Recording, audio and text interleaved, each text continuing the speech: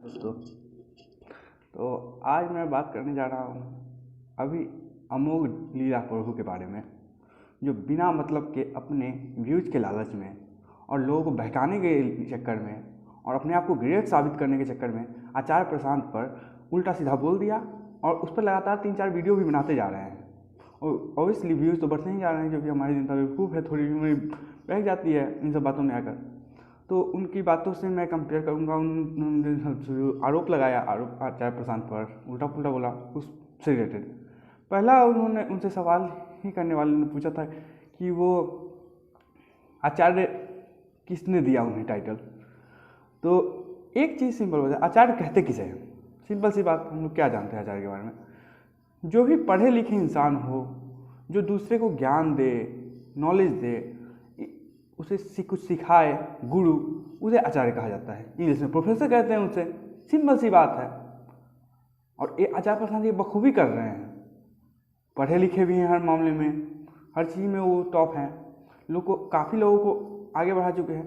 मैं किसी का अंधभक्त नहीं हूँ, लेकिन मेरी पर्सनल ज़िंदगी आचार्य प्रशांत की वजह से बहुत ज़्यादा बदली है। मैं बहुत पॉजिटिव चीज़ें आई है मेरी लाइफ में। उनके बातों ने क्या ऐसा लगा कि जादू जैसा कर दिया। वो जो बोले वो काफ़ी असरकारक था। मतलब मेरी ज़िंदगी काफ़ी हद तक चेंज हो गई, मतलब ऐसा कह सकते हैं ना, अंधकार से मुझे प्रकाश की ओर ले गया वो। और फिर आप जो अपने नाम में लगा रहे हो अमोघ लीला प्रभु, और वेशभूषा भी ऐसा कर, ये आपने किसने दिया?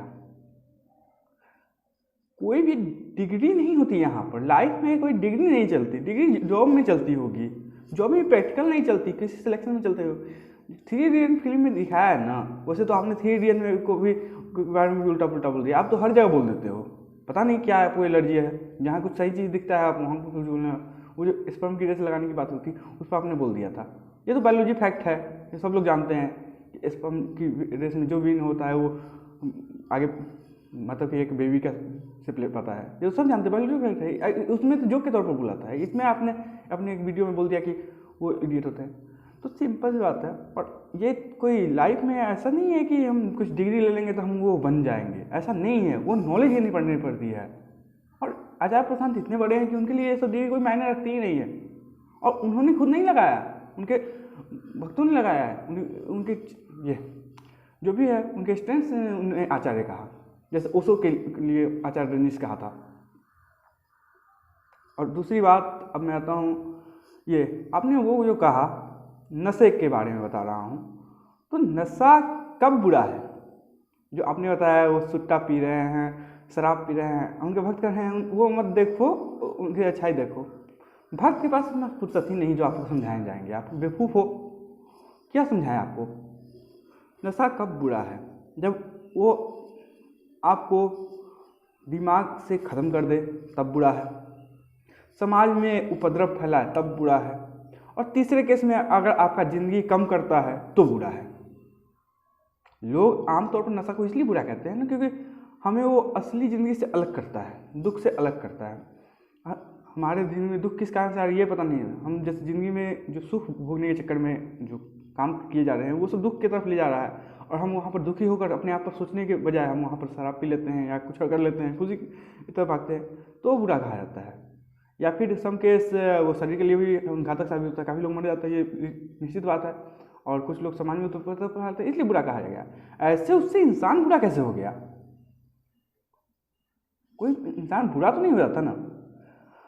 अब विवेकानंद के बारे में वो मांस खाते थे, उससे इंसान बुरे नहीं हो गए।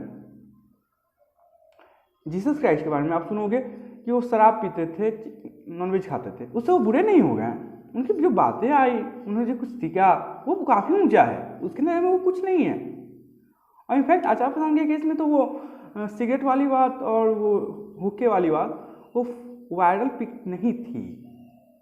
वो उन्होंने खुद उसकी कोई फ़ोटो खींची तो छुपी हुई खींची नहीं है, उन्होंने खुद खिंचाया है। आप फोटो देख लो, उसमें भी जो सिगरेट है वो हुक्का है, हुक्का वो प्लेन हुक्का है, बस एक ये कूल दिखने के लिए उन्होंने किया था, बस कोई ऐसा नहीं है, मतलब मजे के लिए। अरे उनकी भी पर्सनल लाइफ है, वो कर सकते हैं ये सब, कोई ऐसा हमें रोकने टोकने वाला कौन है? वो अपने वीडियो में तो आकर नहीं बताते ना कि शराब पियो आप, ऐसा तो कुछ नहीं बोलते या शराब को प्रमोट किया हो कभी। दूसरे केस में आप वो देख लो, जो कौन सा है सिगरेट, वो भी हर्बल सिगरेट है। लोगों को सिगरेट छुड़ाने के लिए वो सिगरेट दी जाती है, जिसमें मिंट और शायद लौंग इलायची या फिर कुछ वो जैसे वो निकोटिक्स गम सुना होगा ना आपने, उस तरह से वो सिगरेट का यूज करके सिगरेट छोड़ने के लिए की जाती है, वो पिला रहे हैं वैसा। और आचार्य प्रसाद ने खुद एक्सेप्ट किया, बियर बाइसेप्स के चैनल पर वीडियो डली है कि वो शराब पहले पी चुके हैं कितनी बार, क्योंकि उनकी लाइफ ऐसी थी। और कोई पास्ट में कुछ भी किया हो, उससे आज हम प्रेजेंट क्यों देखते हैं उतना। वाल्मीकि पहले डाकू थे, लेकिन उन्होंने ही रामायण दी थी, तो आज हम ये नहीं कहते हैं कि वो डाकू थे, बल्कि उस चीज़ को हम पॉजिटिवली लेते हैं कि यार एक डाकू स्ट्रगल करके इतना आगे चला गया, तो एक अच्छा इंसान बन गया, ऊपर से ग्रंथ की रचना कर दी, ये पॉजिटिव चीज़ हुई ना। तो ये पॉजिटिव आप सीख नहीं सकते। और आप खुद क्या गलत नहीं कर रहे हो। कृष्ण के भक्ति के नाम पर कष्ट से दिया गया गाय से कष्ट से निकाला हुआ दूध का बना हुआ आप सेवन कर रहे हो, डेयरी प्रोडक्ट्स की।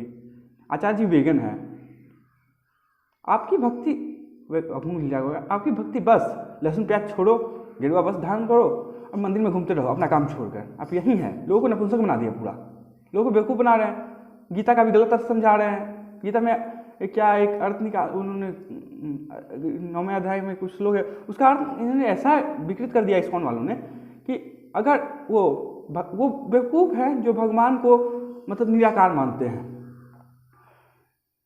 मतलब वो, और उनकी भक्ति पूरी नहीं हो पाती। ये कभी नहीं कहा कृष्ण ने, कभी गीता में कहाँ कह दिया है, वहाँ पर ऐसा नहीं है। अरे वो तो प्रकट होते हैं लोग, वो खुद कोई आकार इतने बड़े हैं, वो हम उन्हें कहीं आकार में बांध नहीं सकते, रियलिटी ये है। और निराकार मतलब ये नहीं है कि हम लोग साकार में भक्ति नहीं रखते हैं। निराकार इसलिए कहते हैं क्योंकि उसमें सभी साकार सम्मिलित हो जाता है, और आकार जो है उसका अंत है, लेकिन निराकार का कोई अंत नहीं है, वो अपने से प्रकट होता है, अपने से होता है। अब एक गर्भ में एक बच्चे को देखो आप, तो गर्भ में बच्चा बनता है ना, फिर तो कहाँ से आया, वहाँ पर आकार नीचे चला गया, नहीं गया, निराकार था वो, फ्लूइड्स के फॉर्म में था, फिर आकार ले लिया, नीचे से गैसेज लिए, एलिमेंट्स लिए, आकार बन गया। तो आकार बस जितना वैल्यूएबल है उतना आकार हम भी मानते हैं, सभी लोग मानते हैं। वे अब कोई भी शास्त्र जो होते हैं एक्चुअली वो हमें जीने की राह सिखाते हैं। और आपने तीसरा आरोप ये भी था होगा, वो इनकी बातें प्रैक्टिकल नहीं है। इन्होंने कहा कि मंत्र में कोई शक्ति नहीं होती, ऐसे कुछ नहीं है। और दूसरी बात, ये कृष्ण का ये ने अपनी यशोदा माँ को अपना जो रूप दिखाया वो नकली है, ऐसा आचार्य ने क्या कब कहा। आचार्य ने कहा कि कृष्ण ने जो ब्रह्मांड दिखाया मुँह में, उसमें कृष्ण की कोई खूबी नहीं थी। या कृष्ण को आप खूबी मानोगे फिर आप वहाँ शरीर पर आ जाओगे, और शरीर के लेवल से दूर हटने को कहा जा रहा है। कोई भी शास्त्र उठा लो आप, क्योंकि शरीर हमारी सच्चाई नहीं है, लेकिन हम शरीर को सच्चाई मान के फंसते हैं, इसलिए कही जा रही है। वहाँ भी वही कह रहे हैं कि यशोदा की आंखों में जो खूबी थी वो बात थी, उसने देखा, बाकी लोगों ने नहीं देखा ना, बट वो देखा, वहाँ वो खूबी थी। सेम केस अब महाभारत में देख लो, अर्जुन ने सुना, उन्होंने कहा, सबके लिए इम्पोर्टेंट नहीं थी वो, बट अर्जुन के लिए थी। अर्जुन में भी खूबी थी, तभी मिली। और आप शास्त्र रट कर आप ज्ञानी नहीं हो जाते हो। युधिष्ठिर भी अपने टाइम में शास्त्र के ज्ञान रटे हुए ज्ञानी थे, बट उन्हें क्या गीता मिली? गीता अर्जुन को मिली, जो प्रैक्टिकल लाइफ में अप्रोच आता है। वही आप युधिष्ठिर जैसे हो या फिर उतने भी बड़े नहीं हो, उनके दो कौड़ी के समान नहीं हो आप। और आचार्य जी के सामने तो रत्ती भर भी नहीं हो आप, हर राम कौड़ी पर उतार आते हो अपने, और बस किसी दूसरे को बुरा कर देना है। और ये जो बात है, मंत्र में शक्ति नहीं होती, मंत्र में एज इट इज शब्द में कोई शक्ति नहीं है, वो आप समझोगे तो आप शक्ति है। बाकी आप उसे रटते जाओगे, मीनिंग समझे, तो आगे फायदा बस इतना होगा, शायद आपके लिए दोबारा रटना आसान हो जाए, बस उससे ज़्यादा कोई शक्ति नहीं है। कोई भी, अब कितने हिंदू धर्म में ही मैं बताऊँगा, लोगों ने जय श्री राम करके मर्डर तक कर डाले हैं, तो क्या वो मंत्र की शक्ति थी क्या, या उनके लोगों की बेवकूफ़ी थी? आतंकवादी लोग अल्लाह अकबर करके हत्या कर देते हैं, तो क्या अल्लाह अकबर शब्द खराब हो गया? नहीं, जो उसे ग्रहण करते, उसे समझते, उसके अर्थ निकालते, वो असर करता है।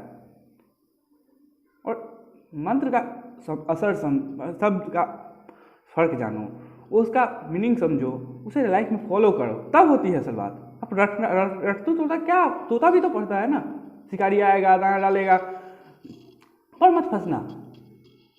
बट वो मंत्र शक्ति नहीं हुई ना, वो फंस जाता है फिर। लेकिन हम ह्यूमंस में अकल है, थोड़ी समझदारी है, तब हम यहाँ दिमाग लगाते हैं, तब हम कुछ अच्छा कर पाते हैं। बाकी रटने से कुछ फायदा नहीं होता। और आप इतने अपने नास्तिक को भी कुछ उल्टा सीधा बोल देते हो, नास्तिकों की घटिया लगी है।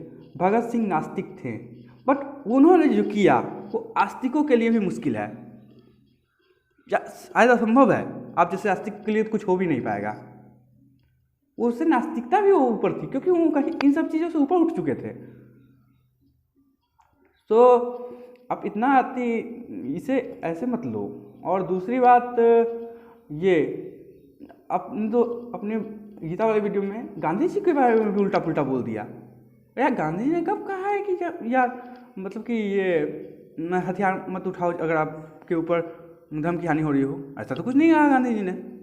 उन्होंने बस कहा कि सिंपल जिंदगी जहाँ ये हिंसा के बिना काम चल सके वहाँ हिंसा मत करो।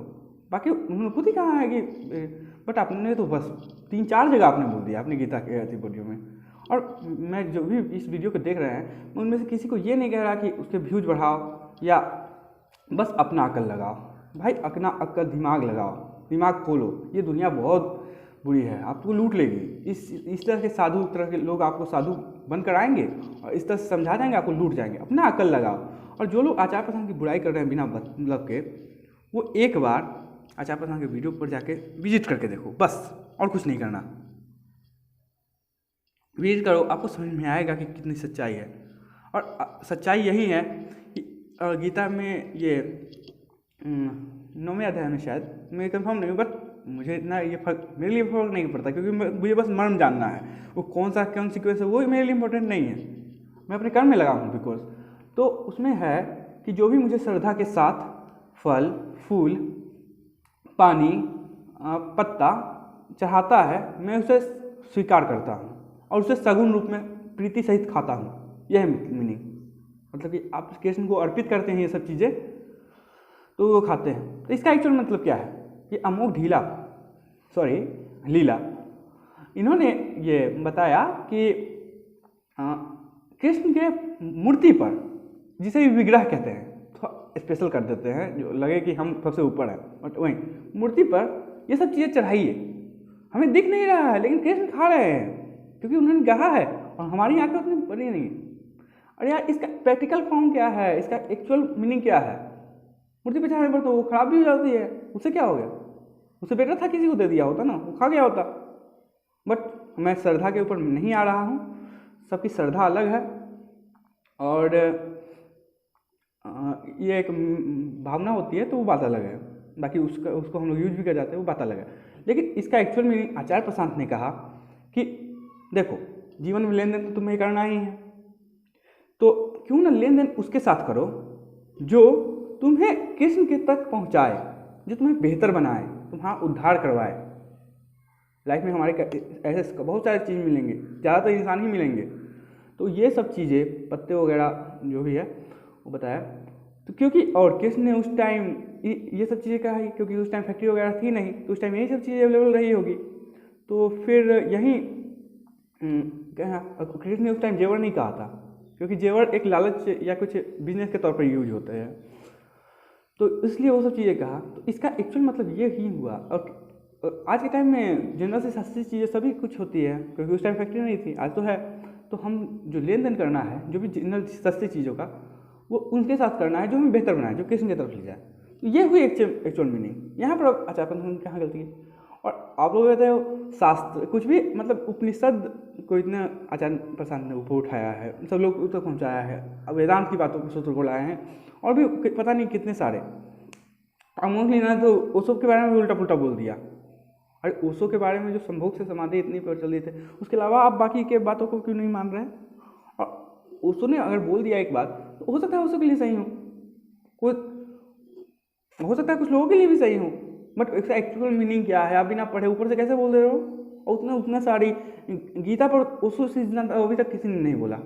सेकंड नंबर शायद आचार्य प्रशांत का ही हो। ओशो ने तो लगभग 250 घंटे बोले हैं, आपने कितने बोले? उसको गीता है, बुक्स भी है, अष्टावक्र गीता है, विज्ञान प्रवर्तन पर बोले हैं, दादू दयाल पर बोल गए हैं, मीराबाई पर बोल गए, कितने सारी चीज़ों पर बोल गए हैं। ठीक, आचार्य प्रसाद कितनी चीज़ों पर बोल गए हैं, और आप आचार्य प्रसाद पर लगाते हो। उनकी बातें सामाजिक होती है। ये अरे यार, कौन बोल रहा है कि आध्यात्मिक बात समाज में नहीं लागू होती है, या एक बंदा दो काम नहीं कर सकता? बिल्कुल कर सकता है यार, इस करने वाला ही असल ज़िंदगी को जी रहा है। बाकी हम सब तो बस यूं ही हैं जो 10 तरह की चीज़ों में सम्मिलित है, 10 चीज़ों में अपने मजे ले रहा है, लोगों का सही कल्याण कर रहा है, तो वो ज़्यादा बेटर हुआ ना। कोई एक का बेस्ट हो जाओ बट वो भी ठीक से ना कर पाओ, उससे अच्छा है ना सब चीज़ करो। आइंस्टाइन के बारे में सुना, वो पियानो भी बजाते थे, वो पॉलिटिकली भी एक्टिव थे, तो क्या वो गलत थे क्या? एक चीज़ सब ज़्यादा चीज़ में इन्वॉल्व हो तो गलत हो गया क्या? नहीं ना। स्वामी विवेकानंद भी समाज के बहुत सारे काम किए हैं, वो गलत हो गए क्या? अरे कुछ भी, तुम्हारा तो लॉजिक ही नहीं है दिमाग में यार। और फिर ये जो बोलते हो ये भी, ये कुछ भी आपसे पूछने जाओ, क्या शास्त्र में लिखा है, शास्त्र में लिखा है। उपनिषद पहला ही बात ये कहते हैं कि प्रश्न करो, प्रश्न करो। उपनिषद सबसे सुलभ है, और उपनिषद में मिलावट नहीं की जा सकती। ये बहुत एक जल्दी से उसमें मिलावट नहीं होती।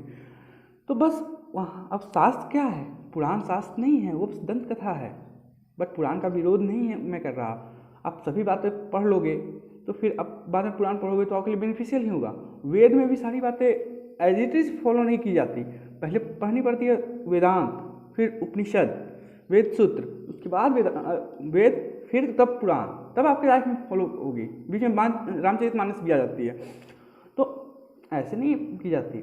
और आप बस यूं ही, और ये मंत्र में ये सारी बातें तो बोल दिया। और लास्ट में आता हूँ मैं मनोज खट्टर पर। वो भी उल्टा पुल्टा बोल गए व्यूज के लालच में, लोगों को बहकाने के लिए। अरे भाई, आप दूर ही रहो इन सब चीज़ों से तो बेहतर है। और आचार्य प्रसाद बिजनेस कर रहे हैं, हाँ कर रहे हैं, तुम्हें क्या मतलब है? जो लोग पैसा दे सकते हैं वो तो जा रहे हैं ना, जिन पास पैसा है वो सही तो है। बाकी आचार्य प्रसाद की वीडियो तो फ्री में है, मैंने तो कुछ भी कहीं इन्वेस्ट नहीं किया, मेरी वीडियो ही काफ़ी थी। बाद में अब जाकर बुक खरीदा हूँ, जब उन्होंने डिस्काउंट प्रोवाइड किया घर से कर, तो मैंने लिया। बाकी तो कुछ रहता नहीं है। और आचार्य प्रसाद के ये दरबार में कुछ लोग जो पैसे वाले नहीं हैं वो रिक्वेस्ट करते हैं तो उन्हें फ्री में भी जाने दिया जाता है। बाकी ऐसा क्या है? और आप लड़की के ऊपर बार बार बोलते हैं। यार लड़की को आप स्पेशल इतना क्यों मान रहे हो?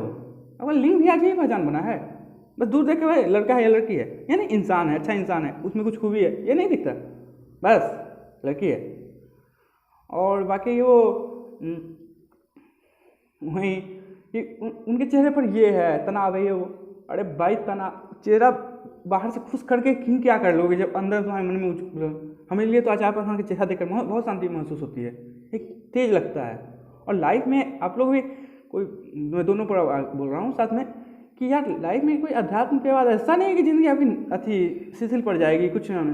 अरे यार स्ट्रगल बढ़ जाएगा, क्योंकि हमें स्ट्रगल करना है। अर्जुन को वहाँ लड़ने के लिए सिखाया जाता है, कोई वामप्रस्थ जाने तो नहीं कहा है, संन्यास लेने को नहीं कहा जा रहा है, स्ट्रगल करनी है और बेहतर बनना है। बेचैनी पहले से बढ़ ही जाएगी, शायद टेंशन भी बढ़ जाए, बट ये नहीं है, बट सुकून रहेगा, सुकून पूरा रहेगा।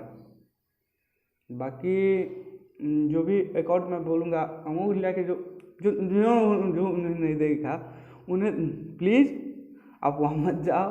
और आचार्य प्रसाद के जो भी सपोर्टर लोग हैं प्लीज़ आचार्य प्रसाद के समय वीडियो बनाओ, रिक्वेस्ट कर रहा हूँ। बाकी मैंने सारी बातें लगभग बोल ही दी, 20 मिनट लगभग वीडियो हो गया। Thank you. और प्लीज़ एक बार आचार्य प्रसाद को विजिट करके देखो ये लोग, और जो न्यूट्रल हैं वो लोग भी आचार्य प्रसाद की वीडियो विजिट करो। और अमोघ लीला के पीछे मत भागो, वो बेवकूफ़ बना रहा है लोगों को, बट लोग बनते जा रहे हैं। वो बस ओनियन गार्लिक पर ही सीमित है उनका सारा। और वो लोग तो नॉनवेज खाने का भी जो ये एक्चुअल रीज़न है वो बस ये कहते हैं कि एक मिनट पॉज, बस तामसिक नीचे के कारण। बट वो उतना गहराई बात नहीं है, तामसिक होगा तो होगा, बट आचार्य प्रसाद ने वीगनिज्म को बताया क्योंकि क्यों जानवर को कष्ट होता है, इसके पीछे घोर हिंसा है, इसलिए उन्होंने मना किया। और अमोघ लीला ने तो ये अंडे के लिए भी कह दिया कि वो जो फार्म वाले अंडे होते हैं कि मुर्गे का मेंस्ट्रुअल वेस्ट है। क्या यार, क्या लॉजिक है? साइंस भी पढ़ा नहीं क्या? और साइंस मुर्गी का मेंस्ट्रुअल वेस्ट कैसे हो गया? मुर्गी में ईस्टर कुछ भी वो साइकिल चलता है क्या? ना मेंस्ट्रुअल ना ईस्टर, वो बर्ड है। वो एक तो जनरली नेचुरली पाया जाता है, बस हार्मोन से निकाल दिया जाता है। बट हम वीगनिज्म में ये कहते हैं कि उसके कारण मुर्गियों को कष्ट होता है, इसलिए हम अवॉइड करते हैं। बाकी दूध के लिए भी वही है। बाकी लहसुन प्याज शरीर के लिए बेनिफिशियल है, इसलिए अचार पसंद भी वीडियो में कहा कि खाने में कोई बुराई नहीं है। और बाकी आप अमूल लीला के बारे में, वो तो उसे इतना घटिया बता दिया, प्याज लहसुन खाने वाले में सारे पापी वहीं हो गए। प्याज लहसुन जो सारा उद्धार हो गया तुम्हारा, मतलब बाहरी चीज़ जो छोड़ना आसान है, बस वहीं करने को कह रहा है। और यार मानता हूँ थोड़ा नुकसान है प्याज लहसुन से, बट इतना भी नहीं। इसके चलते अगर आपकी बाकी ज़िंदगी भारी पड़ रही हो तो आप इसके छोड़ने के चक्कर में बाकी क्या सारा काम छोड़ दो, बाकी सारा जगह सुधार करो। अब बाद में लास्ट में टाइम बचे और जरूरत ना लगे तो प्याज लहसुन भी छोड़ दो, कोई बड़ी चीज़ नहीं है। सेम चीज़ गोज़ फॉर नशा वगैरह कर रहे हो तो भी वहीं पर लागू होती है। और ये कोई बड़ी चीज़ नहीं है, बाहरी चीज़ कोई मैटर नहीं करता, अंदर का सुधार करोगे वो ज़्यादा इंपॉर्टेंट है। अंदर सुधार करो तो सही होता। बाकी उंगलियों के बारे में बताऊँ कि हाँ, आत्मा की क्वालिटी जो बताते रहते हैं यार बहुत फनी है। कुछ एक फ़नी वीडियो उनके अच्छे हैं, बट वो इंसान बहुत घटिया है, हरामखोरी तुच्छा इंसान, क्या करूँ यार। दो 4-5 के बाद उनका रत्ती भर भी नहीं है वो। और बस यही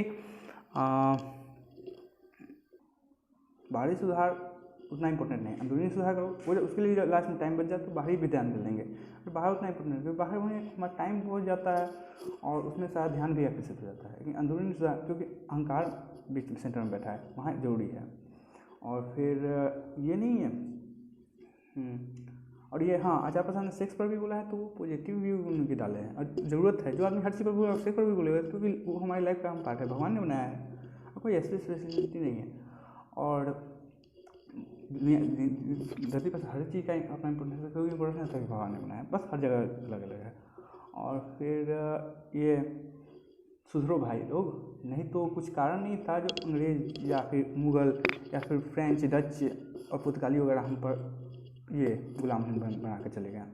कुछ कारण थी, हमारे अंदर कमी थी, ऐसे ऐसे फालतू लोगों के बात में आए हुए थे, तभी हुआ। और यहीं रहेगा तो फिर वही हालत होगा।